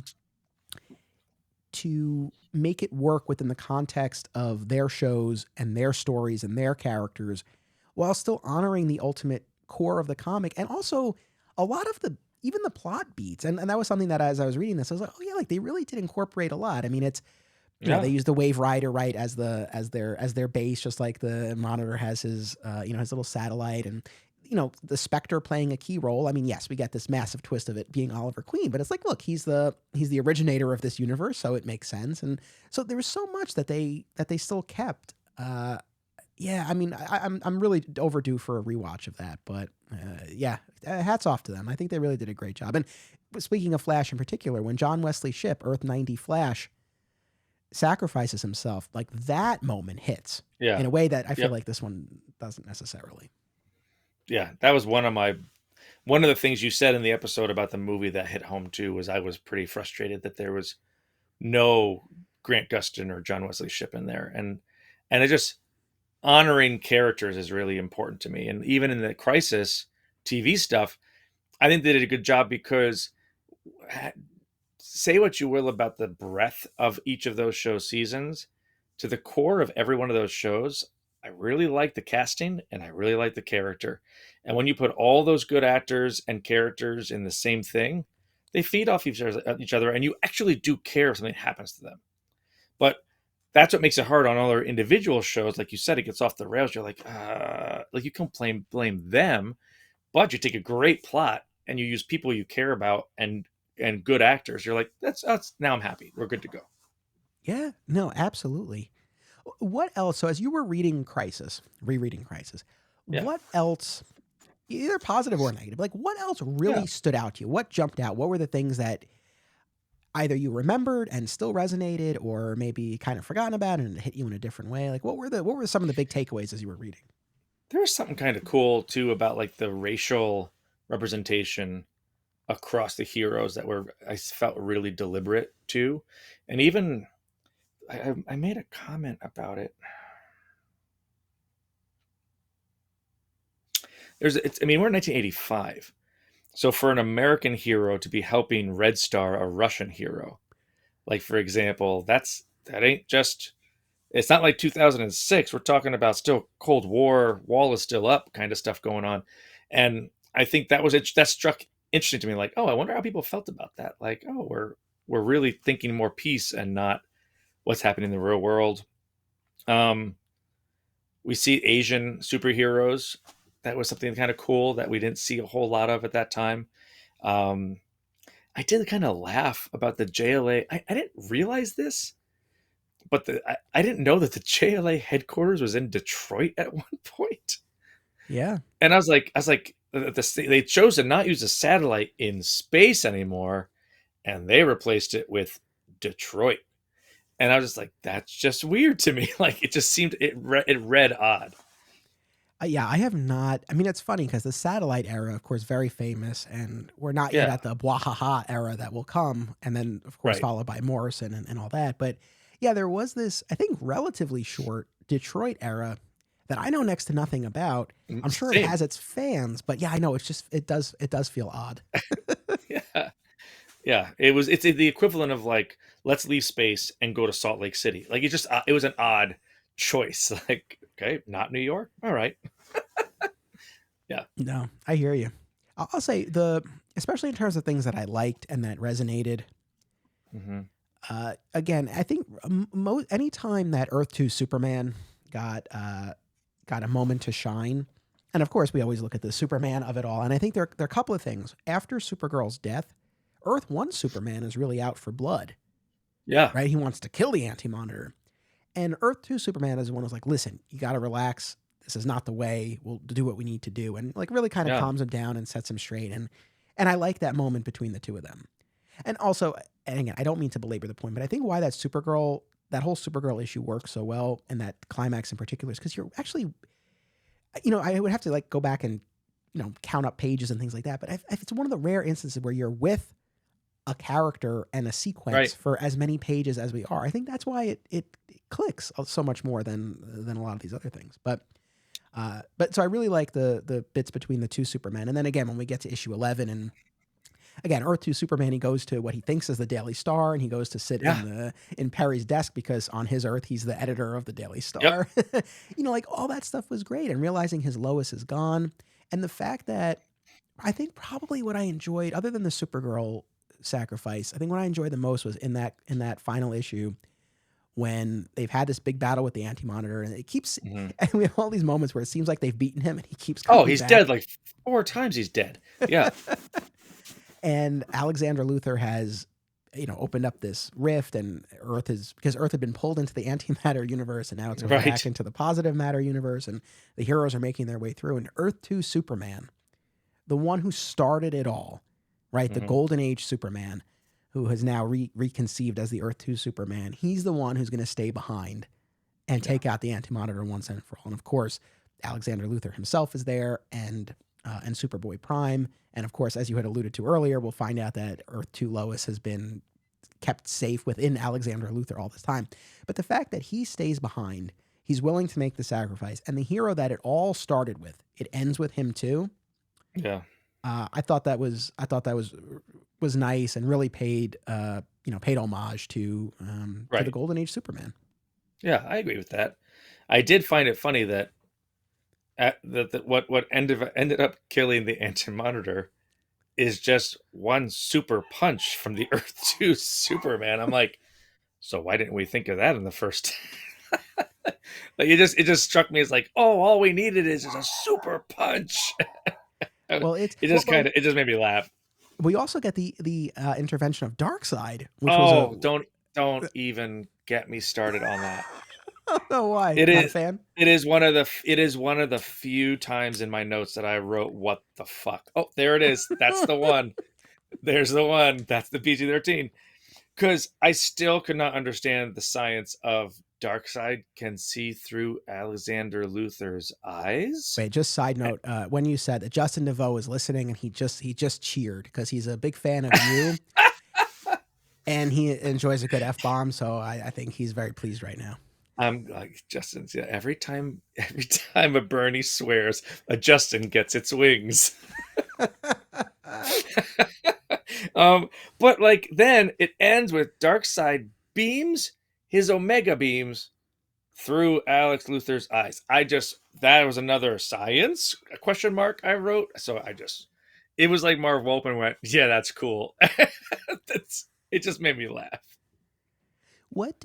So this ending here, where Alexander Luthor reveals that he has this ability to create this other dimension. And again, it's not said explicitly, but essentially the idea, and I think what the intention of this story was heaven, Mhm. right? There's some sort of paradise dimension, something like that, where they can be Yeah, at peace, right? Because they can't yeah, make it back to the positive matter universe. That's it for them.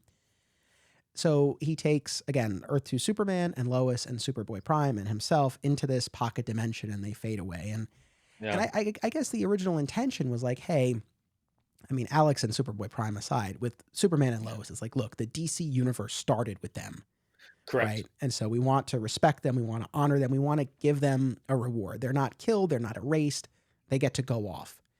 Yeah.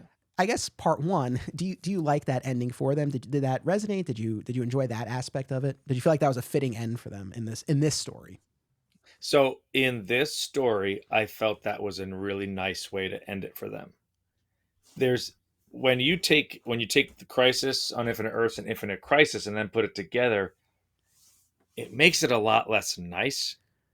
There's things about Infinite Crisis that I feel make Crisis better, but this is an example where I think like I guess I was confused when Lois said it's like paradise, but then you find out paradise is kind of a cave with all these mirrors, and I was like, I don't think Lois knew what the heck she was talking about, because it turns out it doesn't end well there, which ultimately leads to Infinite Crisis. But I wish they would have just left it alone, personally. But I So get that it. was going to be part two of my question. Yeah, Yeah, I don't know.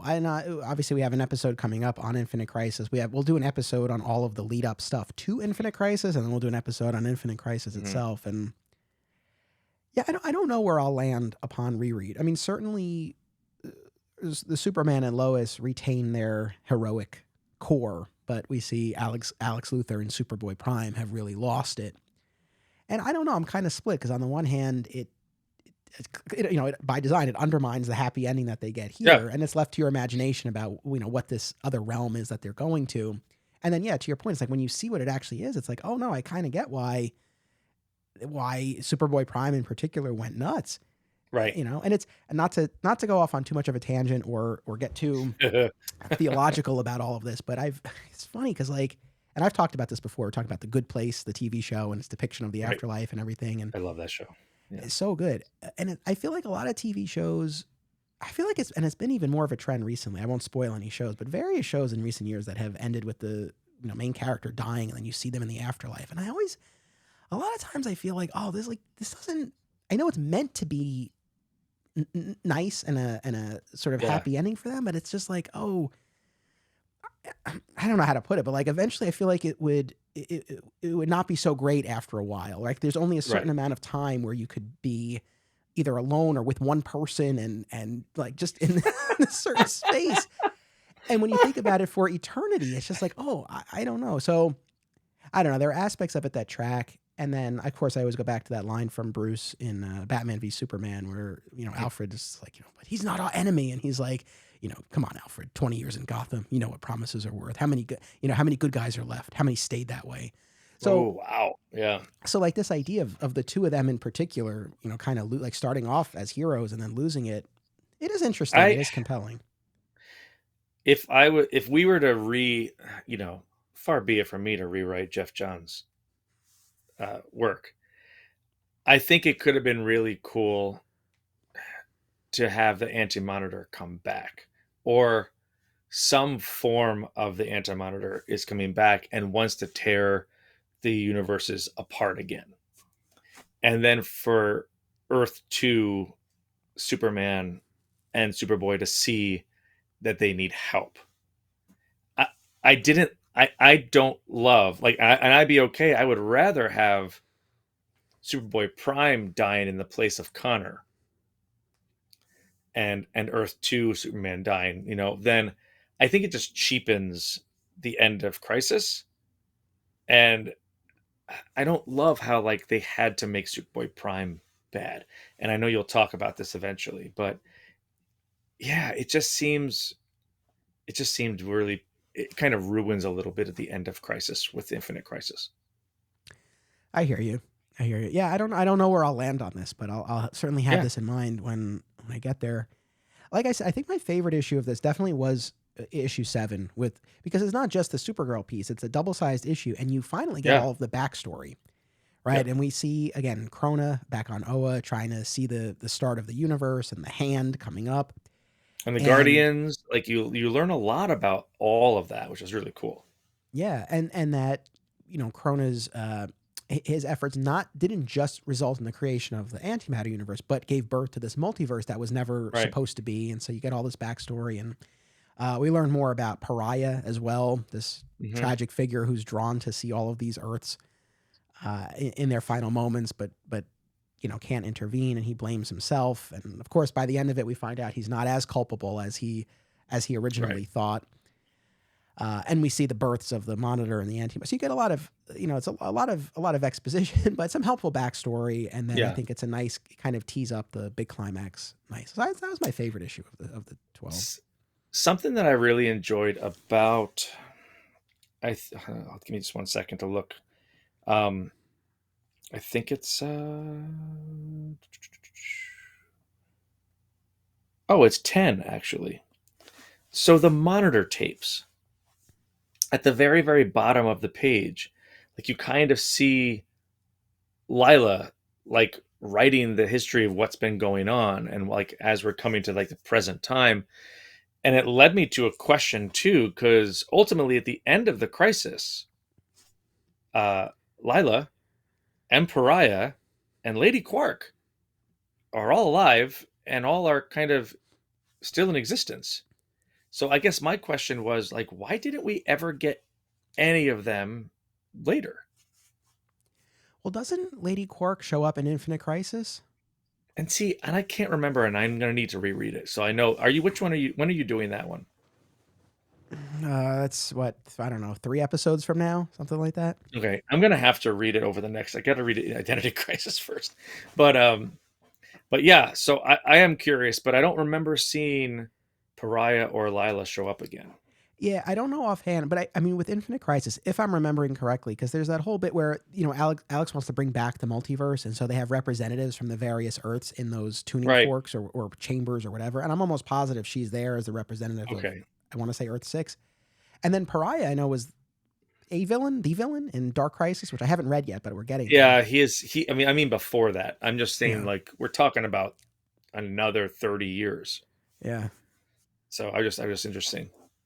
no, I Actually, know 40 years, we're 40 coming up years on since 40, yeah, Crisis. to 2025 will be the 40-year anniversary, and we'll get another Wow. hardcover, I'm sure. Oh my gosh. Uh, What haven't we talked about with respect to Crisis that you want to, that we should? I think we covered everything that I liked and annoyed me all at the same time. Um, but again, to reinforce, it was it's appreciation with a dash of frustration. I think that's what it comes down to with me. Like really appreciate the undertaking and what it still stands for, but just frustrated with the way it had to be done in that way. That I'm not totally digging. Like, I don't know when the next time I'll read this again. I'll probably have to wait another 15 years. Honestly, I don't know that I really have another read of this in me, absent a genuine reason to do it, and I don't know what that reason would be. I don't know. I mean, some new story, some new crisis that Yeah. that I don't know makes me want to go back. But even then, I feel like I'd be hard pressed to want to reread everything. I feel like I would just maybe jump around a little bit. I would agree. Maybe at its when it has its 50th anniversary, I'll like, oh, look at that. That's it. I won't read the whole thing.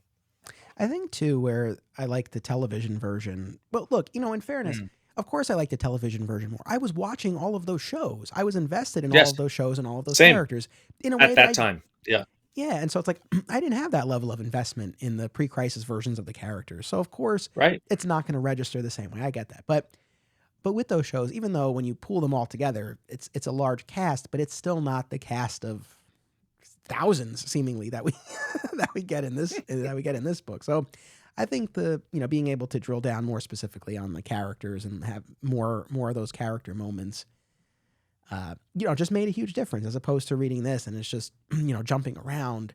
It's again wonky science aside, you see the care, you see how again I think it is well constructed and there's clearly a lot that's thought out with all of this. And Yeah, even though I didn't know all of the characters or or whatnot, but I mean, from what I did know, it felt like it rang true in terms of what was presented with those the moments that they had and things like that. So again, I think if you yeah. were fans of any individual character, you were probably like, oh, okay, like it rang true. But again, I just found it to be kind of exhausting after a while. Yeah, I think every character got an homage in some either representation of a panel or sadly maybe in their demise, which was hard. It's maybe the last thing, and and this isn't to to pile on further, but I don't know. I feel like we've talked about a number of moments, but when you think about how many issues, how many pages, are there other moments that really stand out to you? And if not, maybe all of the things that we're talking about account for why that is. Because honestly, aside from what we've talked about, I'm kind of hard pressed to be like, oh yeah, that really, that really stood out to me. So I mean the phrase "some of its parts" kind of rings true. Like, I think the entity itself is really cool. Um, but when you look at the individual things, it's not as special as the concept itself. I think that's where it comes down to. Yeah, no, that's fair. All right, man, we did it. We did it. We're almost right at 2 hours. We're like an hour and 57. Yeah, we had one listener on Twitter was like, "Oh, shout out to Brian." Was like, "Oh, I'm expecting 2 to 3 hours on this." I'm like, I don't know that I have quite Mm-mm. that much. Almost, it's No, about 2 hours, but that's not that's how three. long it took. Yeah, that's how long it took to read one issue. So we can't do that. So Very true. But look, as always, for people who love Crisis, continue to love it, continue to read it and enjoy it. That's great. And again, I guess that's how I feel about something like Infinite Crisis. Or mhm. we'll see if that holds up when we get there. But as always, I thank you. I really, and especially this homework assignment. Thank you for taking it on, Bernie. Appreciate it. Yeah, man, it was fun. It was cool. It's always good, no matter, like I said to you, no matter what you assign or what we do, we're gonna have a good conversation, whether it's like lifting something up or asking solid questions about it. So Yes. All right. So thank you, Bernie. Thank you, audience. As always, I really appreciate you tuning in. I hope you're enjoying this event here. This is, again, interesting for me because next week, we're getting into 0 Hour. Then, Bernie, you'll be back for Identity Crisis. Then we move into Infinite Crisis territory. So now we're getting into the realm where I was there as a reader. I was invested. I was mhm, following this stuff. So same. Yep. I'm curious, and I feel like that maybe our episodes will have a little bit of a different vibe. So we'll continue to evolve here as we make our way through. But I hope you're enjoying. Make sure you come back next week for 0 Hour, and of course, as always, it's about what you do. It's about action. This show is part of the Flat Squirrel Podcast Network, home to Digging for Kryptonite, another exciting episode in the adventures of Superman, Summoning the Zords, and My Comic Shop History, available wherever you get your podcasts. Be sure to subscribe and leave a review today. Sign up at patreon.com/Anthony Desiato for additional content. Thank you all.